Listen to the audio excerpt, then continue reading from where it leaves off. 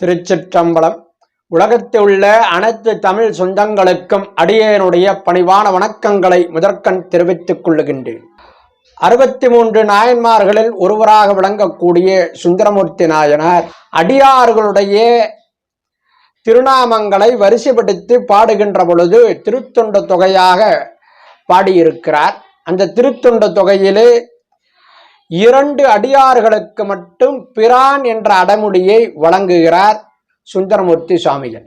திருஞான சம்பந்த பெருமானுக்கும் திருமூலதேவ நாயனாருக்கும் பிரான் என்ற அடைமொழியை வழங்கி சிறப்பித்துள்ளார்கள் சுந்தரமூர்த்தி சுவாமிகள். காரணம், திருஞான சம்பந்த பெருமான் என்பவர் தோத்திரங்களுடைய தலைவராக விளங்கக்கூடியவர். திருமூலதேவ நாயனார் சாத்திரங்களுடைய தலைவராக விளங்கக்கூடியவர். அதனால் இந்த 2 அடியார் பெருமக்களுக்கு மட்டும் பிரான் என்ற அடைமொழியை சுந்தரமூர்த்தி நாயனார் வழங்கியுள்ளார்கள். அந்த வகையிலே இன்றைய காணொளியில் திருமூல தேவநாயனார் அருடைய திருமந்திரத்துடைய முதல் பாடலை சிந்திப்பதற்கு திருமூல தேவநாயனாருடைய குருவருளும் திருவாவடுதுறை மாசிலாமணீஸ்வர பெருமானுடைய வற்றாத தனிப்பெரும் கருணையும் கூட்டி வைத்திருக்கின்றது. இவருடைய முதல் பாடல் ஒன்றவன் தானே என்று தொடங்குகிறது. 2 இன்னருள் நின்றனன் 3 4 உணர்ந்தான் 5 வென்றனன் 6 விரிந்தனன் 7 சென்றனன் தானிருந்தான் உணர்ந்தெட்டே என்பது இப்பாடல். திருமந்திரம் இப்பாடலில்தான் தொடங்குகிறது என்று தெய்வ சேக்கிழார் பெருமான் குறிப்பிடுகிறார். ஆகவே திருமந்திரத்துடைய முதல் பாடலாக விளங்கக்கூடியது இது. ஆனால் திருமந்திர நூலை நாம் எழுதுகின்ற பொழுது, விநாயகர் காப்பு எழுதுகின்ற பொழுது 5 கரத்தனை என்ற ஒரு பாடலை நாம் எழுதிதான் 2வதாக இப்பாடலை எழுதுவோம், வாசிப்போம். ஆனால் இந்த 5 கரத்தனை என்ற பாடல் பிற்காலத்தில் திருமந்திரத்துக்குள்ளே இணைக்கப்பட்டிருக்கிறது. ஆனால் திருமூலதேவநாயனார் அருளி செய்த முதல் பாடல் ஒன்றவன் தானே என்பது தெய்வ சேக்கிழார் பெருமானுடைய அருள்வாக்கு.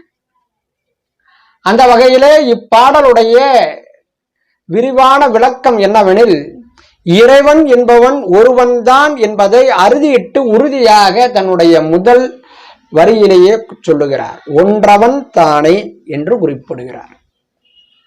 நம்முடைய சைவ சமயம் என்பது பலவிதமான தெய்வ வழிபாடுகளை கொண்டது என்று அனைவரும் நினைத்து கொண்டிருக்கிறார்கள். அது முற்றிலும் தவறான கருத்து. ஒரே பரம்பொருளை இடத்திற்கு தக்கவாறு வேறு வேறு திருநாமங்களை வைத்து வழிபாடு செய்கிறோம் என்பதுதான் உண்மை. ஆகவே காணக்கூடிய அனைத்து திருமேனிகளையும் சிவமாக பார்க்க வேண்டும் என்பது சைவ சித்தாந்தத்தினுடைய கொள்கை.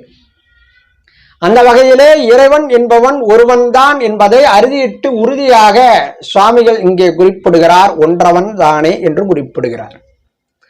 அவன் அருள் வடிவமாக நிற்கின்ற பொழுது அவன் 2ஆக பிரிந்து நிற்கிறான். 2 இன்னருள், அதாவது சிவமாகவும் சக்தியாகவும் பிரிந்து அருள்பாலிக்கிறான் என்று குறிப்பிடுகிறார். அதுக்கு அடுத்தபடியாக நின்றனன் 3 என்று குறிப்பிடுகிறார். அதாவது படைத்தல், காத்தல், அழித்தல் என்று சொல்லப்படக்கூடிய முத்தொழிலையும் செய்கின்ற பொழுது அவன் பிரம்மா, விஷ்ணு, சிவன், ருத்ரன் என்று சொல்லப்படக்கூடிய மும்மூர்த்திகளாகவும் அவன் ஒருவனே விளங்குகிறான். இந்த தத்துவத்தை விளக்குவதுதான் சிவலிங்க திருமேனி. சிவலிங்க திருமேனியிலே 3 பாகங்கள் உண்டு. பிரம்ம பாகம், விஷ்ணு பாகம், ருத்ர பாகம். இந்த 3 பாகங்களும் தனித்தனியாக இருக்கும்.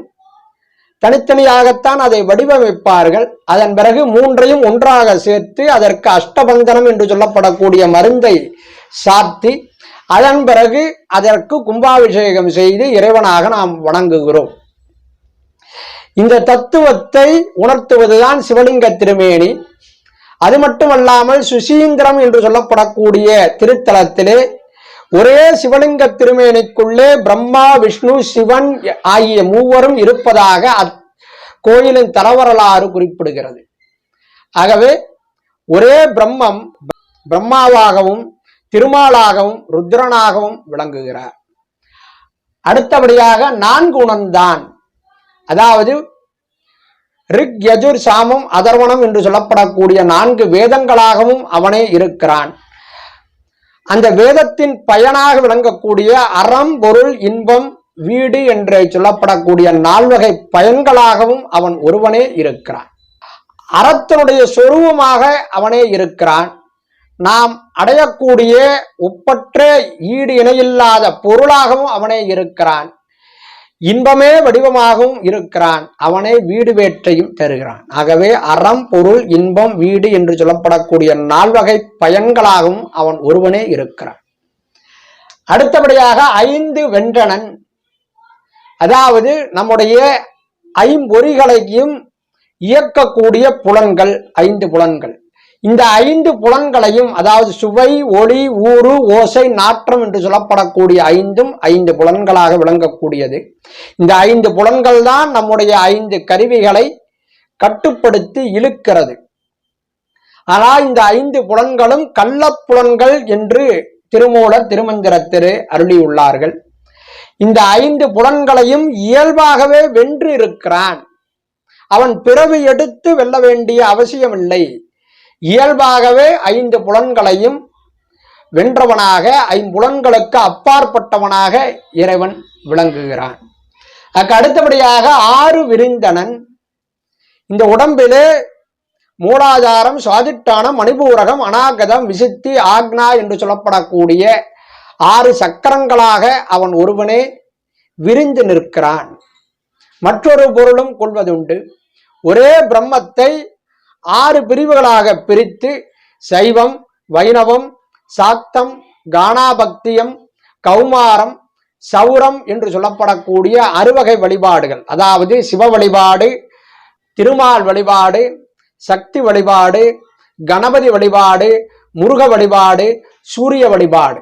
ஆகவே இந்த 6ஆக பிரித்து இதில் எந்த ஒரு மார்க்கத்தை பின்பற்றினாலும் நீ அந்த மேலான பிரம்மத்தை அடைய முடியும் என்பதை உணர்த்துவதற்காக இந்த 6ஆகவும் விரிந்து நிற்கிறான் இறைவன். அதுக்கு அடுத்தபடியாக 7 சென்றனன். இறைவன் இருக்கக்கூடிய இடத்தை சகசிராரம் என்று சொல்லுவார்கள். மூலாதாரம், சுவாதிட்டானம், மணிபூரகம், அநாகதம், விசுத்தி, ஆக்னா, 7வதாக சகசிராரம். இந்த சகசிராரம் என்பது 1008 இதழ்களை கொண்ட தாமரையாகவும் அந்த தாமரையின் மீது இறைவனுடைய திருவடி இருப்பதாகவும் யோகசாஸ்திரம் சொல்லப்படுகிறது. இதை தெளிவாக விளக்கக்கூடியதுதான் மலர்மிசை ஏகினான் மானடி சேர்ந்தான் நிலமிசை நீடு வாழ்வான் என்ற ஒரு திருக்குறளின் மூலம் இந்த யோகத்தை மிகவும் அற்புதமாக திருவள்ளுவர் விளக்குகிறார். ஆகவே அந்த 7வது சக்கரத்தில் இருந்து நம்மை வழிநடத்தக்கூடியவன் இறைவன். அதுக்கு அடுத்தபடியாக தான் இருந்தான் உணர்ந்தெட்டே என்று சுவாமி சொல்லுகிறார்கள். அதாவது இறைவனுடைய எண்ணற்ற குணங்களை 8 முக்கிய குணங்களுக்குள் அடக்கி அந்த 8 குணங்களின் வடிவமாக அவன் ஒருவனே விளங்குகிறான். அதனால் அவனுக்கு என் குணத்தான் என்ற ஒரு திருநாமத்தை திருவள்ளுவ தேவநாயனார் சூட்டுகிறார். அந்த 8 குணங்கள் என்பது தன்வயத்தனாதல், இயற்கை உணர்வினன், முற்றும் உணர்தல், இயல்பாகவே பாசங்களில் நீங்கி நிற்றல், முடிவில்லாத ஆற்றல் உடையவன், தூய உடம்பினன் ஆதல், வரம்பில்லாத இன்பம் உடையவன், பேரருள் குணம் என்று சொல்லப்படக்கூடிய 8 குணங்களாகவும் அவன் ஒருவனே இருக்கிறான். மற்றொரு பொருளும் உண்டு. இறைவனை நாம் அட்டமூர்த்தங்களாக வழிபாடு செய்யக்கூடிய மரபு நம்மிடத்திலே உண்டு. அதாவது நிலம், நீர், காற்று, ஆகாயம், நெருப்பு, சூரியன், சந்திரன், ஆன்மா. இந்த 8 வகை பொருட்களாக அந்த ஒரு பரபிரம்மே விளங்குகிறது. அதனால் இந்த 8ற்கும் சேர்த்து அட்டமூர்த்தியாக அவன் ஒருவனே விளங்குகிறான். இதை தெளிவாக தான் இருந்தான் உணர்ந்தெட்டே என்று சுவாமி சொல்லுகிறார்கள். ஆகவே இதுதான் இதனுடைய ஆழமான பொருள். இதே பாடலுக்கு யோக சாஸ்திரத்திலேயும் ஞானத்தின் அடிப்படையிலேயும் பொருள் விளங்கிக் கொள்ளுகின்ற பொழுது இதற்கு வேறு விதமான விளக்கங்கள் இறைவன் உணர்த்துவான் என்று கூறி இந்த அளவிலே இன்றைய சிந்தனையை பூர்த்தி செய்து அமைகிறேன். நன்றி, வணக்கம், திருச்சிற்றம்பலம்.